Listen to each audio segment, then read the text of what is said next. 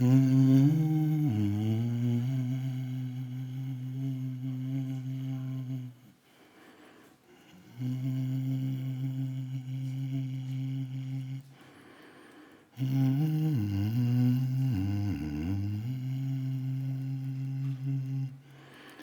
quel bleu, bleu, ce bleu.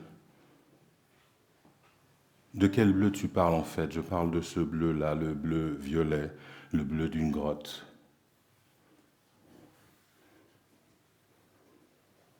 Bleu, quel bleu? Il y a 1000 sortes de bleus.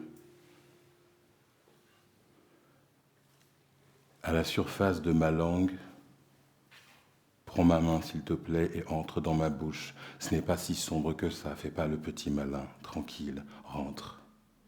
Tout ce liquide, nous l'appelons notre cinéma. Vas-y, descends le long de ma gorge, vas-y, va tout au fond. Il y a un lac souterrain bleu pourpre de la couleur du sang indigo. Voilà, t'es posé, le film commence. Mon problème, c'est que je me rappelle de tout et je projette un cinéma dans la tête des gens. Bleu, de quel bleu tu parles en fait? De quoi? C'est quoi ton délire? De quel bleu tu parles? De ce bleu-là? Oh, le bleu des histoires liquides qui descendent le long de ta cuisse. 1000 veines, 1000 chemins. Tu m'as l'air bien fatigué, assis-toi. Assis-toi sur la rive du lac, où plus rien ne vit, il n'y a plus rien grand qui vit ici. Il y a des troncs, des racines d'arbres morts, des histoires de famille évidemment, des histoires secrètes, de la main bleue négative des histoires. 1 milliard de pixels dans le ciel bleu. 1 milliard de pixels dans le ciel bleu, bleu, artificiel bleu. Le problème bleu, en quelque sorte, c'est que je me rappelle de tout, tu vois. Et alors je projette un cinéma en boucle dans la tête des gens, un film qui a toujours déjà commencé. Tu t'assois et ça a déjà commencé depuis un certain moment en réalité. Et dans ce film, les personnes tombent une à une dans l'eau. Elles tombent. Plouf, elles tombent, elles tombent, elles tombent. Je ne suis pas sûr qu'on entende le son dans ce film de leur chute, mais c'est pas très important. Dans ce grand écran bleu qu'il y a avant les films, et avant l'histoire, et après les films aussi, et après l'histoire aussi, dans ce vaste écran bleu, le film a toujours déjà commencé. Dans le bleu de cet écran bleu, en dessous de l'histoire, en amont et aussi en aval de l'histoire, il se passe beaucoup de choses. 1000 vibrations, 1000 incendies, 1000 parcelles oubliées, 1000 bandes sonores, boum, boum. Quelqu'un dira c'est peut-être un cyclone qui fait tomber les mangues sur le toit de la réserve, boum. Quelqu'un dira je n'ai rien entendu, pas même un cri, pas même le son d'une machette, pas même le commerce de la sueur qui passe de main en main, boum. Quelqu'un dira c'est une hallucination, vous êtes en train de dormir et vous ne le savez pas.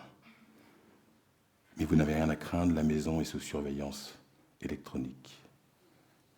Personne ne peut entrer, pas même la voix trafiquée qui réchauffe l'intérieur des paumes bleu indigo et l'intérieur des lèvres bleu cobalt.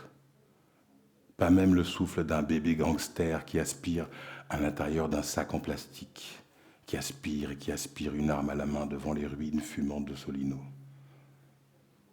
Pas même la langue qui lèche l'intérieur d'une conque, l'intérieur d'une grotte pleine d'échos, les hauts fonds d'un bas-ventre, l'intérieur aveugle d'une voiture, l'intérieur d'une machine à fabriquer des basses, pas même la plus gothique des trappes, pas même la plus misérable, et pas même le plus triste des blues ne peut glisser son chat habillé asthmatique à l'intérieur de toi.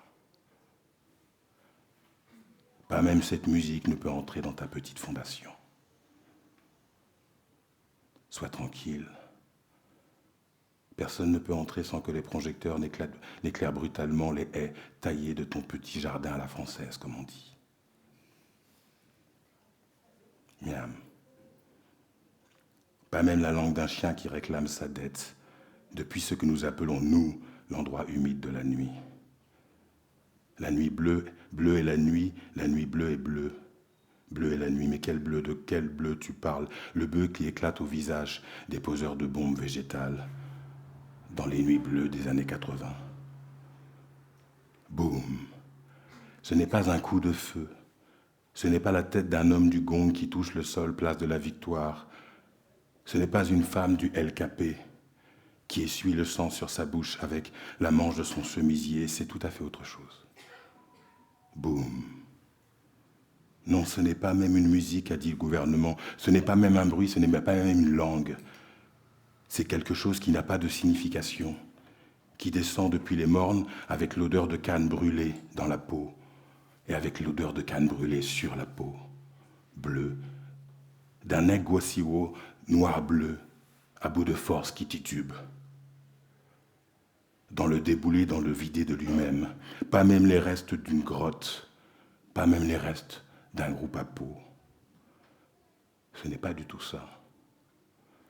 Ce n'est pas du tout ce que vous croyez avoir entendu.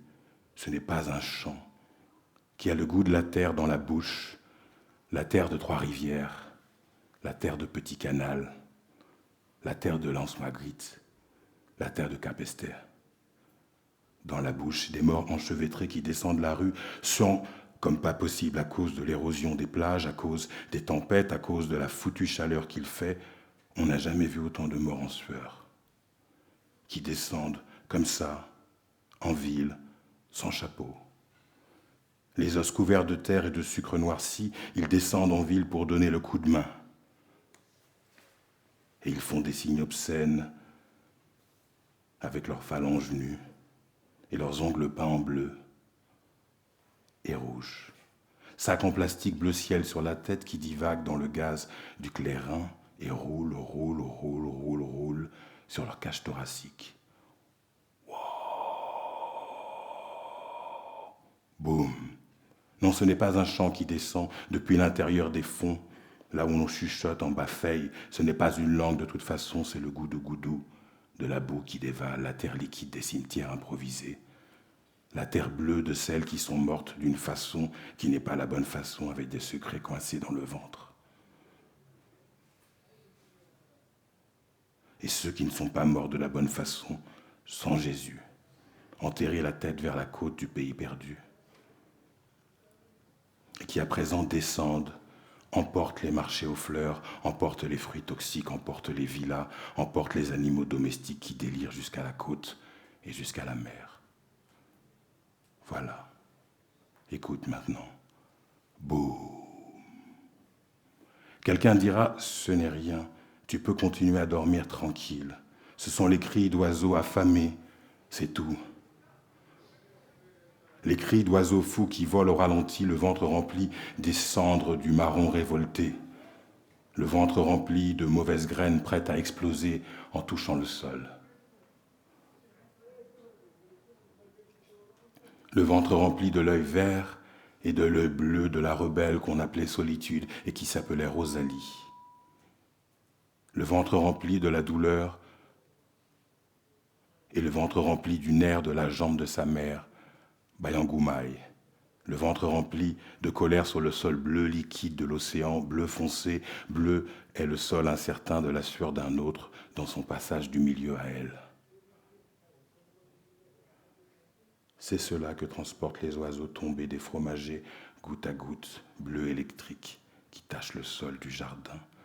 Bleu vert bouteille, à peu près, au bord d'une rivière, ou bien c'est un lac, c'est difficile à dire, un lac sûrement, un lac immense. Mais toi, tu t'es endormi. Tu as oublié d'éteindre la télévision. Bon, on continue dans ton rêve. Il y a un visage familier posé sur l'eau, dans sa bouche des histoires un peu bizarres en boucle. Tu vois comme les somnambules, les fous savants de Pointe-à-Pitre à la recherche d'un truc bleu la nuit. Un visage sorti de la vase, bleu-verte, la peau est blanche, légèrement bleutée par la lumière du matin. L'eau qui découpe le visage s'étend très loin alors que les reflets métalliques de Mallorquine brutalisent l'horizon. À l'arrière du bateau, un pêcheur porte une cagoule, des tatouages sur les mains, sur le cou et une croix. Il dit « Eh mec, il faut mettre des manches longues pour aller sur la mangrove à cette heure-là, à cause des moustiques. » Je dis oui, mais de toute façon, les moustiques te piquent à travers les vêtements, en vérité. Mais ça, je ne le dis pas. Je dis « Le ciel était encore noir à 4h30 quand on a traversé Eduardo Santos, heureusement. » Les jeunes discutaient à la lumière des phares, c'était la fin d'une fête, on dirait. Alors ils finissaient, ils restaient là, ils insistaient pour prolonger encore la nuit. Mais mes histoires n'intéressent pas le pêcheur avec sa cagoule et je n'ai pas envie de lui demander pourquoi il porte une cagoule, il a ses raisons.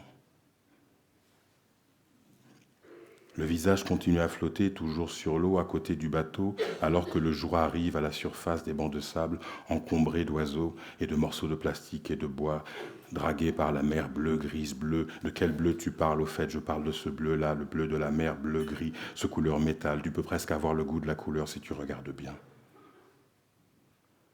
Je ne veux pas savoir quel visage a le type. En réalité, il conduit le bateau et ça me suffit, ça n'a pas d'importance. Daniel dit, peut-être pour me rassurer, tu sais, ici ça va, mais sur la côte pacifique, les narcos dispersent des morceaux de corps dans la mangrove pour marquer leur territoire. Je dis merci Daniel. Je dis, je crois que je suis dans un espèce de rêve un peu bizarre quand même. Et Béa me parle d'une soirée où des amis se racontent des rêves à Porto Rico. Il y a un jeu de mots avec Lacan dans le titre des soirées, et ça je ne me rappelle plus du tout du titre. Mais je sais qu'il y avait un jeu de mots. Et je ne sais pas pourquoi, mais je lui demande, et c'est un peu idiot, je suis d'accord, je lui demande si elle a déjà vu la nuit la lumière bleue dans les eaux de Puerto Mosquito, sur l'île de Vieques. Ce n'est pas loin de Porto Rico, n'est-ce pas? Quelle question à la con, quand même. Je ne sais pas pourquoi, dans ce rêve, je pose cette question-là, mais en fait, je la pose, et donc je continue à lui parler alors qu'elle ne répond pas. Et je dis, mais tu sais, là-bas, il paraît que lorsqu'on agite la main au plus profond de l'eau, la lumière est incroyable et l'eau devient encore plus bleue. C'est à cause des phytoplanctons. Et je dis phytoplancton dans le rêve. Et c'est à cause des phytoplanctons. Et elle ne dit rien, elle me regarde, elle vient de Porto Rico, pas moi. Et je dis, c'est à cause des dinoflagellae, pyrodinium. Bah, mais c'est à cause de tout ça, tu vois. Je n'ai pas envie de parler de ça. En réalité, les îles de paradis et des noms latins des plantes, ce sont juste des histoires par-dessus, des histoires bleues qu'on agite, comme les phytoplanctons qu'on agite. Et alors, tout devient bleu, bleu brillant, bleu lumineux, bleu touristique. Tu vois?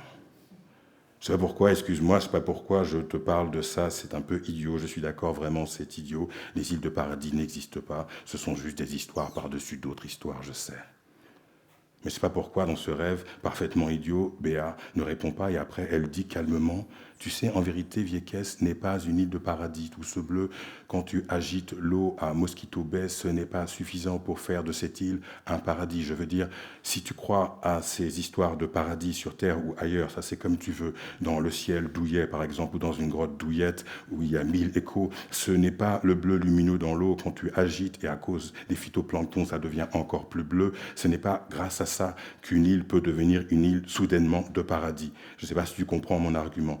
Peut-être avant c'était possible, peut-être vraiment avant, je ne sais pas comment le savoir avant, à l'âge de pierre par exemple, ou à l'âge de bronze, ou avant, mais en 1941, quand les États-Unis ont installé ici leur base militaire et qu'ils ont commencé à tester des bombes boom. Toutes sortes de bombes qu'ils avaient, qu'ils inventaient tout le temps, des bombes petites, des bombes grandes, des bombes énormes, boum. Et le jour, boum, et la nuit, boum.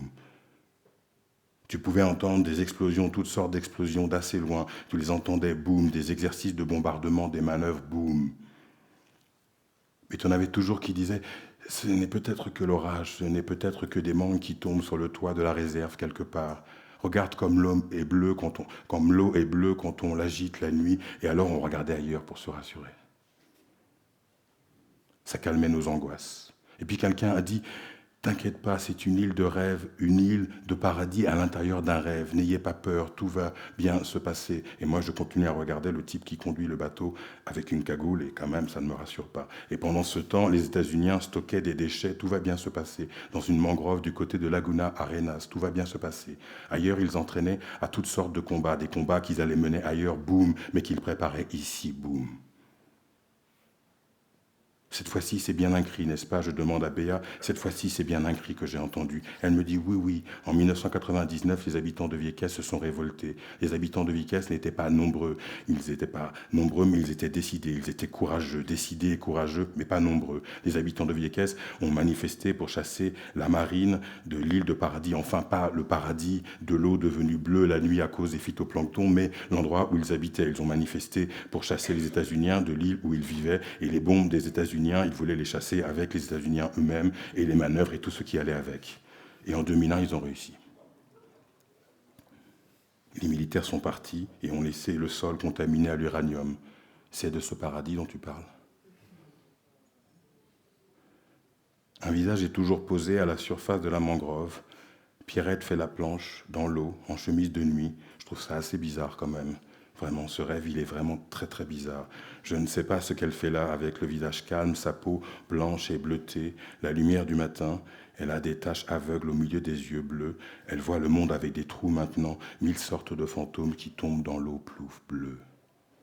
Qui tombent des balançoires, qui tombent des escaliers, qui tombent de fatigue, qui tombent. Un déluge de fantômes qui tombent et 1000 sortes de bleus. La nuit est arrivée très vite. Après le jour, je dis, le soleil a plongé dans la mer, n'est-ce pas? Quelqu'un a posé négligemment un chien sur l'horizon. Presque mauve maintenant. Un horizon bleu avec des reflets mauves. Un peu avant de devenir violet, si vous voyez ce que je veux dire. Juste là, ils ont déposé un chien et le chien a sauté sur l'occasion et a sauté par-dessus la clôture pour réclamer sa dette. Depuis les arbres français, car nous sommes quelque part en France à présent, maintenant des oiseaux se laissent tomber en boucle, goutte à goutte, bleu électrique éclate au sol. Le chien au visage aimé, la patte cassée, le pelage souillé, vient réclamer sa dette. C'est toujours la même histoire.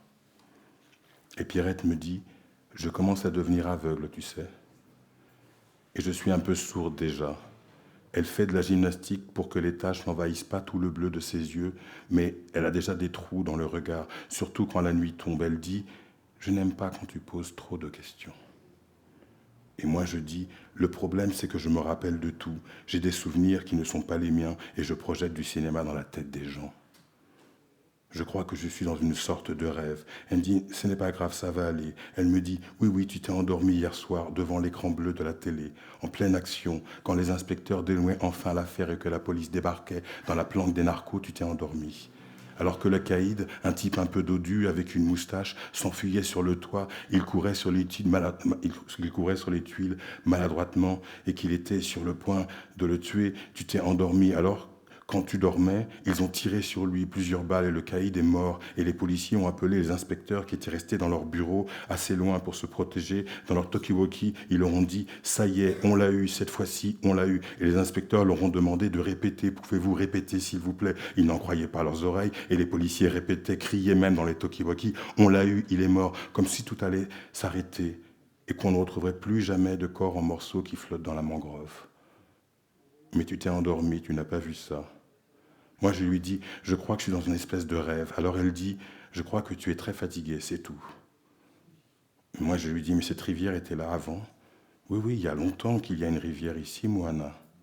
Par-dessus le toit de la maison où tu es né, il y a une rivière. C'est même peut-être devenu un bras de mer à présent. Tu es parti trop longtemps, c'est tout. Moi, je dis, écoute, c'est comme un rêve bizarre où je ne reconnais rien.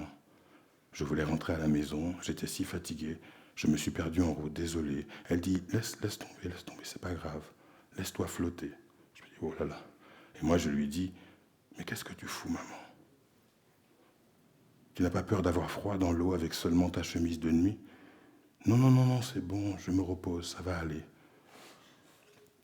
Mais merde, j'ai essayé de t'appeler 10 fois au moins et tu n'as pas répondu. Oui, oui, j'ai changé le numéro et j'ai jeté mon téléphone dans l'eau. Ah bon, mais pourquoi t'as fait ça? J'étais fatigué comme toi et j'avais envie de partir. Je vois pas du tout le rapport. Je me suis dit que si je devais mourir, je ne pourrais pas répondre au téléphone de toute façon. Ok, c'est une drôle d'idée quand même. Mais tu vas pas mourir maintenant, tu sais. Non, non, pas maintenant, mais quand même. Tout ce qui a été bloqué, tout ce qui a été retenu, a lâché, et l'eau a tout envahi, le barrage a cédé, tu comprends? J'aurais tant voulu revoir la maison de Claire au gosier, à Pliane, la terrasse et les plantes. Je dis oui, tu sais que tante Claire, elle aussi, avait très mal à la jambe, et à la hanche, et à la jambe. Ce n'est pas à moi qu'elle l'a dit à Véro, et Véro me l'a répété. Claire m'a dit une fois, quand nous étions sur la terrasse à l'arrière, l'important c'est de voir le bleu de la mer, tout là-bas à l'horizon, derrière le fouillis, 1000 plantes du jardin, là où le chemin disparaît à l'intérieur des arbres. À l'avant, c'est différent, on joue au domino. La haie de plantes grasses protège la maison. Feuilles pointues, feuilles larges, feuilles épaisses, feuilles maigres protègent la maison. Fleurs jaunes, fleurs rouges, fleurs bleues protègent la maison, construite sur un ravin. À l'arrière, ce n'est pas du tout la même chose, c'est un autre jardin. Les plantes ont des noms cachés, en dessous des noms latins. Quel bleu! Ah, ce bleu-là, triangle à l'horizon bleu. L'important, c'est de voir le bleu a dit tante Claire avec sa voix si basse et son visage si calme et ancien et souriant et timide et calme et ancien et souriant et timide. Il ressemble tellement à Bertin, celui-là, à chaque fois que je le vois, je me dis, c'est mon frère Bertin qui rentre au pays, qui vient me rendre visite enfin dans ce jardin. D'ici, on voit le bleu de la mer. Regarde, elle dit toujours ça, la tante Claire, avec un rire d'étonnement, comme une petite fille qui s'étonne de voir un fantôme familier, comme le visage qui flotte à la surface, bleu vase d'une mangrove et familier. Pas le visage que les narcos ont laissé dériver sans le reste du corps pour marquer leur territoire, un autre visage qui glisse dans le courant dans une espèce de rêve de famille, où toutes les histoires s'écoulent et où tous les visages s'écoulent. Et enfin, dans un delta, en même temps, une réunion de famille s'organise, 1000 histoires, 1000 visages. Il y a 1000 visages, a dit Véro, il y a 1000 visages, et dans le visage de tante Claire, a dit Véro, il y a 1000 visages, mais il y a surtout le visage de la mère de tes grands-pères, Paul et Tertullien. Visage ancien d'Emma qu'on appelait Marma, un visage caraïbe. Véro m'envoie la photo de Marma et la photo de Claire, les deux photos, l'une à côté de l'autre. C'est vrai que c'est comme un seul visage pour deux âmes. Je dis à Véro, je ne comprends pas bien comment passe le temps dans ce rêve. Je veux dire, techniquement. C'est une remarque un peu débile et qui n'est pas du tout à propos. Elle dit, Claire avait mal à la jambe comme Bayangoumaï avait mal à la jambe sur le sol qui monte et qui descend dans le passage du milieu, le même nerf pincé, le même muscle dans deux endroits différents, le même visage pour deux âmes. Je voulais emmener Claire faire un bain pour soigner son nerf dans cet endroit particulier, m'a dit Véro, soigner son nerf avec les énergies de ce lieu, du côté de la plage, à Lens-Magritte peut-être, ou à Capesté, ou au Moule. Partout où, à cause des tempêtes, tu sais, à cause de l'érosion, tu sais, à cause du vent, tu sais, les malmorts sont sortis de leurs trous et roulent en direction des bourgs, suant comme pas possible, regarde-moi ça. Ils roulent jusqu'au triangle bleu qui est peint sur l'horizon, qui est peint sur l'œil dans le jardin de Claire. Claire est partie avant que Véro ne puisse travailler sur cette jambe, sur cette hanche, avant qu'elle ne puisse travailler sur ce muscle et travailler sur ce nerf coincé par une honte dont personne ne voulait parler. La nuit est entrée dans le jardin, a passé la haie, les plantes vénéneuses, à l'avant. La nuit a déboulé jusqu'au seuil, jusqu'aux marches, où des fesses ont laissé des fantômes. La nuit est descendue vers le ravin, le fouillis des arbres et les plantes pointues et les plantes sans nom. La nuit est allée jusqu'au triangle de la mer que la nuit a peint en bleu sombre œil d'oiseau. J'ai dit à Véro, tout va bien, tu as fait de ton mieux. Dans la voiture, Marie-Claude m'a dit, grâce à Dieu. Dans la voiture, Marie-Claude a répété, comme le voulait le Seigneur. Je ne sais pas en fait ce qu'il voulait, en vérité. Alors j'ai dit, moi en tout cas, je suis sûr que tante Claire n'est pas un loup-garou.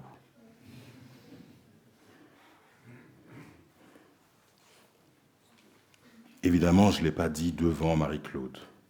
Elle n'aurait pas compris. Toutes les vieilles femmes ne sont pas des loups-garous, n'est-ce pas? Évidemment. Mais j'ai dit à James qu'il ne fallait pas croire à cela. Lorsque j'étais enfant à Port-au-Prince, je n'aimais pas rester seul dans la même pièce que ma grand-mère la nuit, m'a dit James. Mais Claire n'est pas ce genre de soucouillant, n'est pas ce genre de volant. Simone m'a raconté un jour qu'il y a longtemps, il y avait à Goyave, tout près de sa maison, des hommes qui vivaient dans les arbres. Mais tu gardes ça pour toi, d'accord? Ce sont des choses que les chrétiens d'ici n'aiment pas entendre. Alors je dis que ce sont des contes, et que je suis conteuse. Simone est conteuse. Tu vois ce que je veux dire? Car les gens d'ici ignorent les histoires en dessous des histoires, les histoires bleues, les histoires des morts qui roulent sans baptême, les morts qui roulent de tous leurs os sur les toits. Ce ne sont pas des mangues qui tombent sur la tôle de la réserve à cause d'un cyclone dont on ne sait pas encore le petit nom. Boum! Ce ne sont pas des mangues. Alors on dit, ce sont des contes. Les hommes dans les arbres, ce sont des contes. Les hommes dans les arbres qui parlent le langage des oiseaux, ce sont des contes. Les hommes dans les arbres qui parlent le langage des oiseaux et qui poussent des cris bizarres, ce sont des contes. Et les morts qui grêlent les toits de coups, ce sont les ombres. Et ce sont les contes. Moi, je les entendais quand j'étais petite, m'a dit Simone, et je pouvais comprendre ce qu'ils disaient, m'a dit Simone. Quand le soleil tombait brutalement dans la mer et parfois ne revenait pas, ou seulement plusieurs jours plus tard, ce sont des contes. Tu comprends ce que je veux dire? Oui. Les volants et les soucougnants, des contes. Les morts qui déboulent sur la ville, des contes. Ta grand-mère n'est pas un loup-garou. Chacun est bien à sa place, rangé par le Seigneur. Tu as compris ce que je veux te dire? C'est OK? Moi je dis, c'est OK. Bleu, quel bleu, 1000 sortes de bleus qui ruissellent, 1000 eaux, 1000 vivants, 1000 morts, descendent les boulevards liquides, les enterrés sont déterrés pour un carnaval en Balamnéa.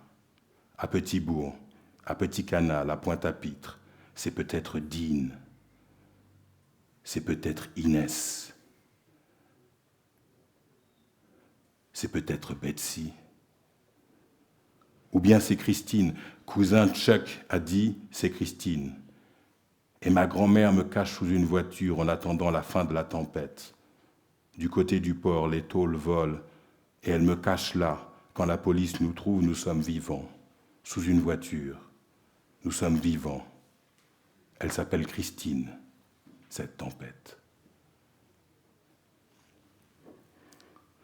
Enfin, je suis sur le point de me réveiller. Il n'y a plus de visage qui circule sur la mangrove. Le type qui conduit le bateau est rentré chez lui. Et tout le paysage est lentement envahi de sargasses. La sargasse envahit la mangrove. La sargasse envahit le rêve de famille humide bleu, brun, vert. Le bleu fossile de la côte s'étend de plus en plus loin. Sol dur des algues, des types jettent des homards sur de la glace dans un jardin sur la route de Port-à-Piment. Merde, le rêve continue. Un jeune transporte une grande tortue attachée à l'arrière de son scooter. Je dis, l'île est immense, vraiment sans fin. Le pays revient à la surface. Il revient, l'île est immense, sans fin. Depuis la profondeur de la grotte Marie-Jeanne, sur la musique de la roche, qui répète nos voix, comme un tambour révolutionné. Je dis comme un tambour révolutionné. Je dis, quel bleu, ce bleu, il y a 1000 sortes de bleus. Quel bleu, ce bleu, il y a 1000 sortes de bleus. Quel bleu, ce bleu, il y a 1000 sortes de bleus. Merci.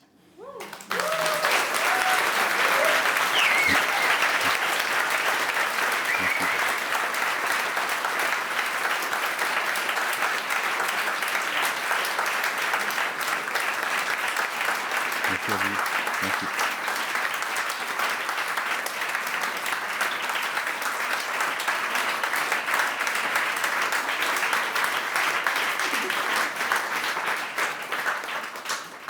Alors, si tout va bien, ce livre paraîtra l'année prochaine à Marseille.